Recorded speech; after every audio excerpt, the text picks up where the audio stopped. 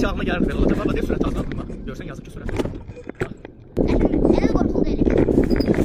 Qorxulu deyil. Qorxulu deyil ki, bu nədir içində belə. Maraqlıdır. Yox da qorxulu deyil. Qabaqda qorxulu nəsə olmalıdır. Yox da belə gedir, belə gedir. Bu belə tut belə. Durur kamera. Vay vay.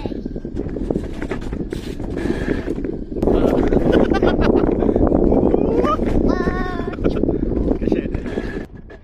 Apa nədir? Qorxuram. Ey.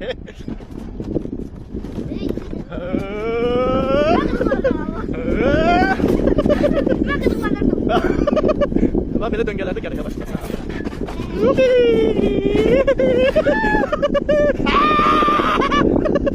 Əl vuraq, oradan əl vuraq. Mən qorxulu deyil. Niyə qorxulursun? Yatan yandasan, nədən qorxasın ki? Pek de olsa qorxarım. Qorxmasın, amma qorxulu yerləri var. Ya harp olacaq nədir də? Keçmiş qorxulu yerlərini. Kimi bata bilər, yox?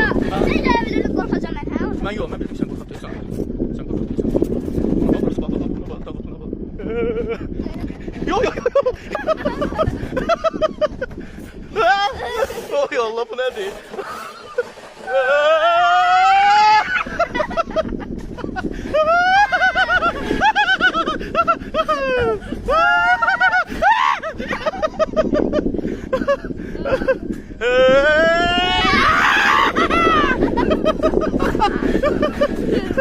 Ama qorxulu deyil də, mən.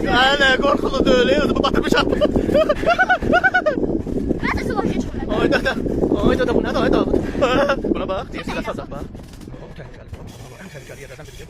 Oy, buna bax, tabi. Bu nədir? Sən də şeylə mən gülməlidir. Ha? Sən də deyil, baba, o gülməlidir mənə.